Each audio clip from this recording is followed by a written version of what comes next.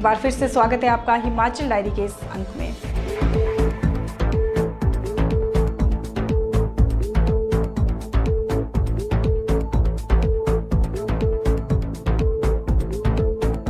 घरों को अपनी ची ची से चहकाने वाली नन्ही गौरैया अब दिखाई नहीं देती। छोटे आकार वाले पक्षी का कभी इंसानों के घरों में बसेरा हुआ करता था, लेकिन अब स्थिति बदल गई है।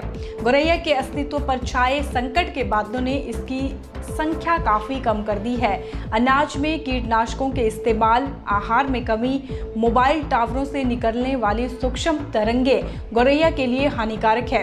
इतना ही नहीं, कई बार लोग अपने घरों में इस पक्षी के घोंसलों को बसने से पहले ही उजाड़ देते हैं। लेकिन मंडी जिला के यूएस ठाकुर ने पिछले कई सालों से इस पक्षी को पनाह दी है और साथ ही खुद इन पक्षियों को रहने के लिए घर भी बनाए हैं। गौरैया एक छोटा सा पक्षी है। यह चिड़िया मनुष्य के बनाए हुए घरों के आसपास रहना पसंद करती है। शहरों, कस्बों, गांवों और खेतों के आसपास यह ज्यादा संख्या में पाई जाती थी, लेकिन कुछ सालों में शहरों में गौरैया की कम होती संख्या पर चिंता प्रकट की जा रही है। आजकल बहुमंजिली इमारतों में गौरैया को रहने के लिए पुराने घरों की तरह जगह नहीं मिल पाती। सुपरमार्केट संस्कृति के कारण पुरानी पंसारी की दुकानें घट रही हैं। इससे गौरैया को दाना नहीं मिल पाता। इसके अतिरिक्त मोबाइल टावरों से निकलने वाली तरंगों को भी गौरैया के लिए हानिकारक माना जाता है। ये तरंगे चिड़िया की दिशा खोजने वाली प्रणाली को प्रभावित कर रही है। साथ ही इनके प्रजनन पर भी विपरीत असर पड़ रहा है, जिसके परिणाम स्वरूप गौरैया तेजी से विलुप्त हो रही है। गौरैया को घास के बीज काफी ज्यादा पसंद होते हैं, जो शहर की अपेक्षा ग्रामीण क्षेत्रों में आसानी से मिल जाते हैं। ज्यादा तापमान गौरैया सहन नहीं कर सकती। प्रदूषण और विकिरण से शहरों का तापमान बढ़ रहा है। इस छोटे आकार वाले खूबसूरत पक्षी का कभी इंसान के घरों में बसेरा हुआ करता था, लेकिन अब स्थिति बदल गई है। गौरैया के अस्तित्व पर छाए संकट के बादलों ने इनकी संख्या को काफी कम कर दिया है। पक्षी विज्ञानी हेमंत सिंह के मुताबिक गौरैया की आबादी में 60 से 80% तक कमी आई है। यदि इसके संरक्षण के उचित प्रयास नहीं किए गए तो हो सकता है कि गौरैया इतिहास की चीज बन जाए और भविष्य की पीढ़ियों को यह देखने को ही न मिले। ब्रिटेन की royal society of protection of birds ने भारत से लेकर विश्व के विभिन्न हिस्सों में अनुसंधानकर्ताओं द्वारा किए गए अध्ययनों के आधार पर गौरैया को रेड लिस्ट में डाल दिया है। आंध्र विश्वविद्यालय द्वारा किए गए अध्ययन के मुताबिक गौरैया की आबादी में करीब 60% कमी आई है और यह शहरी और ग्रामीण दोनों ही क्षेत्रों में है। अनाज में कीटनाशकों के इस्तेमाल, आहार की कमी और मोबाइल फोन और मोबाइल टावरों से निकलने वाली सूक्ष्म तरंगे गौरैया के अस्तित्व के लिए खतरा बनी है।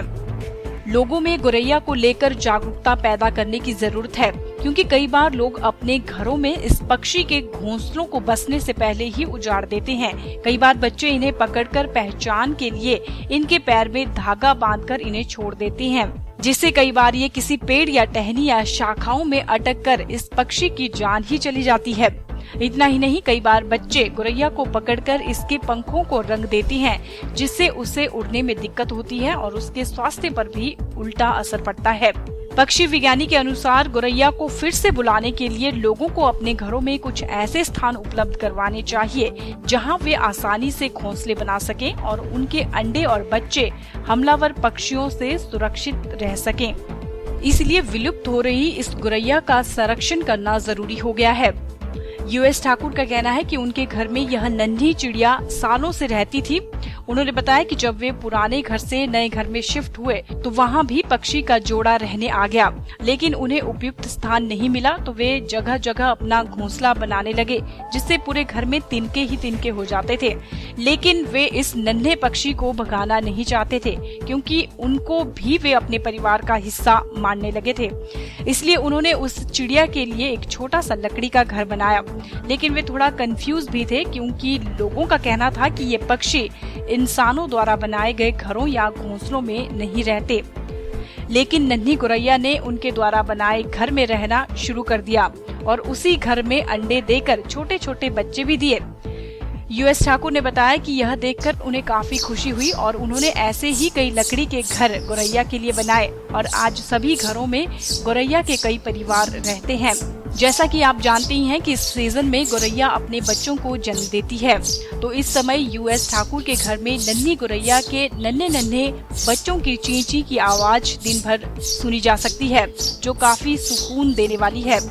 हम भी अपने प्यारे दर्शकों से यही कहना चाहते हैं कि इस नन्ही गौरैया को अपने घर में पनाह दें और विलुप्त हो रहे इस पक्षी का संरक्षण करने में आगे जरूर आएं, क्योंकि हम नहीं चाहते कि गौरैया इतिहास की चीज बनकर ही रह जाए और भविष्य की पीढ़ियों को यह देखने को भी ना मिले। ब्यूरो रिपोर्ट, पोलस्टार टीवी, मंडी।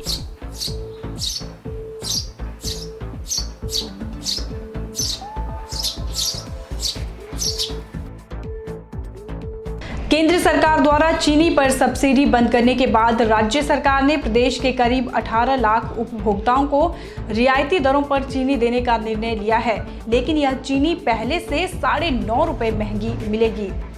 बीपीएल को 18 जबकि एपीएल परिवारों को 29 रुपए प्रति किलो चीनी दी जाएगी। पहले बीपीएल को 13.50 जबकि एपीएल को 19.50 रुपए में 1 किलो चीनी मिलती थी। मुख्यमंत्री वीरभद्र सिंह की अध्यक्षता में राज्य मंत्रिमंडल की बैठक में प्रदेश के 18 लाख परिवारों को रियायती दरों पर चीनी देने का फैसला लिया गया है। केंद्र सरकार ने चीनी पर सब्सिडी अप्रैल में बंद कर दी थी। अब केंद्र सरकार केवल चावल और गेहूं पर ही सब्सिडी देती है। केंद्र सरकार की इस रोक के बाद से हिमाचल सरकार ने डिपो में चीनी देना बंद कर दिया था, लेकिन अब राज्य मंत्रिमंडल ने प्रदेश के लगभग 18 लाख उपभोक्ताओं को रियायती दरों पर चीनी देने का निर्णय लिया है। वहीं बैठक में राज्य मंत्रिमंडल ने वन विभाग में 750 दिहाड़ीदारों को नियमित करने का फैसला लिया है। तकनीकी शिक्षा विभाग में भी कई पदों की सृजन को मंजूरी दी गई। दर्जनों स्कूलों और स्वास्थ्य संस्थानों को भी स्तरोन्नत करने का निर्णय हुआ। प्रदेश मंत्रिमंडल में बागवानी विकास परियोजना में नर्सरी मैनेजमेंट कमेटी के प्रबंधक निदेशक का पद निदेशक के बराबर करने को भी स्वीकृति दी गई। Bureau report, Polestar TV, Shimla. प्रदेश में भी जीएसटी में एनरोलमेंट के लिए अभियान शुरू हो गया है। केंद्र सरकार ने व्यापारियों को इसके लिए जागरूक करने के लिए कई अभियान शुरू किए हैं, तो वहीं आबकारी एवं कराधान विभाग भी इस मुहिम को आगे बढ़ा रहा है। प्रदेश का आबकारी कराधान महकमा भी इस मुहिम को आगे बढ़ा रहा है। जो कारोबारी जीएसटी में अभी तक एनरोल नहीं हो सके हैं, उनके पास 15 जून तक का समय है। इस अवधि में उनको एनरोलमेंट करवानी होगी, जिसके साथ उन्हें पासवर्ड भी मिल जाएगा। इसके बाद 1 जुलाई से ये लोग जीएसटी के अधीन आएंगे। यहाँ आबकारी एवं कराधान विभाग ने कार्यालयों में भी व्यापारी पूरी व्यवस्था को जानने के लिए पहुँच रहे हैं। अभी भी यहाँ बड़ी संख्या में व्यापारी ऐसे हैं जिनको इस व्यवस्था का पता नहीं है, क्योंकि अब उन्हें ऑनलाइन ही अपनी एनरोलमेंट जीएसटी के तहत करवानी है। लिहाजा इस संबंध में लोग जानकारी हासिल कर रहे हैं। आबकारी कराधान विभाग ने भी अपने कर्मचारियों को ट्रेनिंग करवाई है, जो कि व्यापारियों को व्यवस्था समझाने में जुटे हैं। सभी कार्यालयों में इसके लिए विशेष रूप से तैनाती की गई है, ताकि सभी लोगों को सुविधा मिल सके। Bureau report, Polestar TV, Shimla. प्रदेश के दूसरे बड़े मेडिकल कॉलेज व अस्पताल टांडा में 1 महीने से डायलिसिस नहीं हो पा रही है। किडनी के मरीजों को डायलिसिस करवाने के लिए निजी अस्पतालों में जाना पड़ रहा है और अपनी जेब ढीली करके डायलिसिस करवानी पड़ रही है। प्रदेश के दूसरे सबसे बड़े मेडिकल कॉलेज व अस्पताल टांडा में 1 महीने से मरीजों की डायलिसिस नहीं हो पा रही है।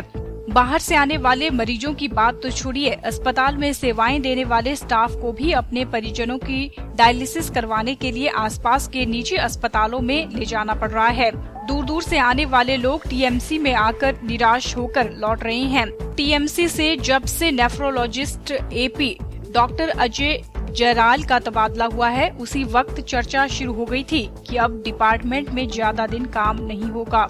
आपको बता दें कि डॉक्टर जरियाल के समय में टीएमसी में इमरजेंसी डायलिसिस भी होते थे। गंभीर हालत में भी मरीजों को एकदम से यहां से रेफर नहीं करना पड़ता था।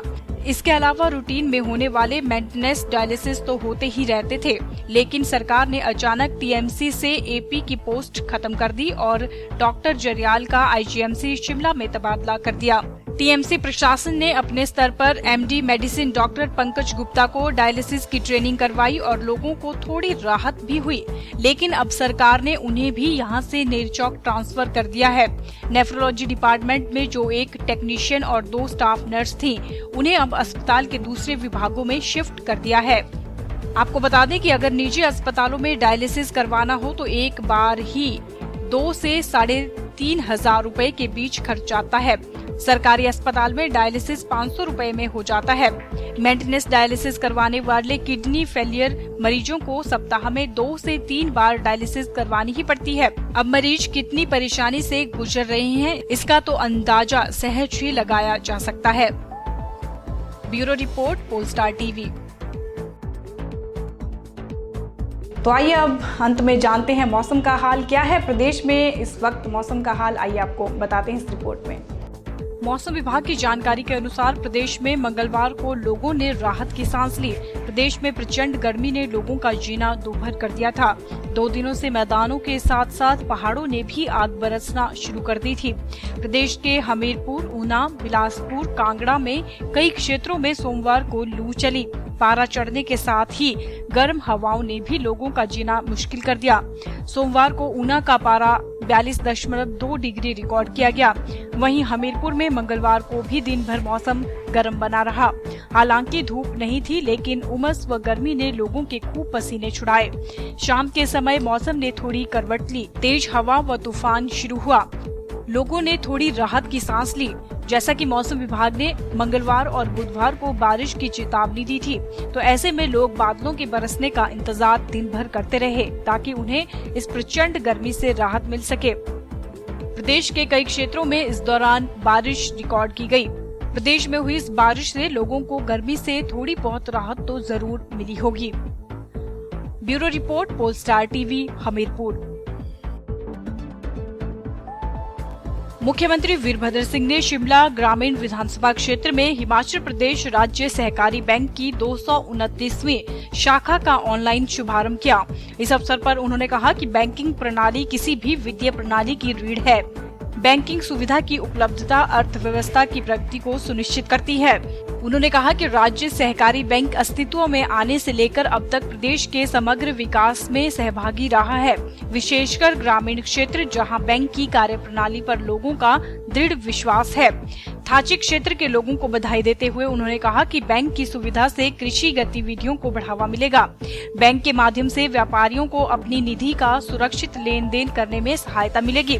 मुख्यमंत्री ने प्रदेश के लोगों से हिमपैसा एप्स नामक मोबाइल एप्लीकेशन के माध्यम से धन का आदान प्रदान करने को कहा। यह एप्स धन के हस्तांतरण, बिलों के भुगतान और अन्य बैंकिंग उद्देश्यों के उपयोग के लिए किया जा सकता है। उन्होंने बैंक को 50,000 किसान क्रेडिट कार्ड जारी करने के लिए बधाई दी। प्रदेश के प्रत्येक किसान को यह सुविधा प्रदान करने के लिए कहा। मैंने विधिवत रूप से थाची में Himachal Pradesh state cooperative bank की 229वीं जो ब्रांच है उसका खुलने का ऑनलाइन उद्घाटन किया है और अब यह आपकी पूरा ब्रांच चालू हो गई है।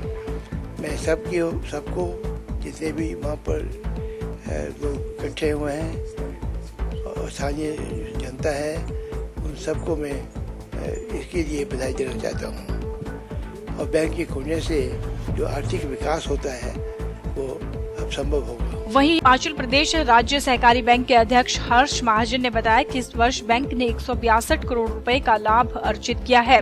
वर्तमान में बैंक की प्रत्येक नई शाखा लाभ अर्जित कर रही है। शिमला जिला के जलोग में नई खुली शाखा के खुलने के पहले महीने में ही 18 करोड़ रुपए जमा किए गए हैं। पोलस्टार टीवी के लिए शिमला से रमिता सोनी की रिपोर्ट। आज के बुलेटिन में फिलहाल इतना ही। मोनिका ठाकुर को दीजिए इजाजत। नमस्कार।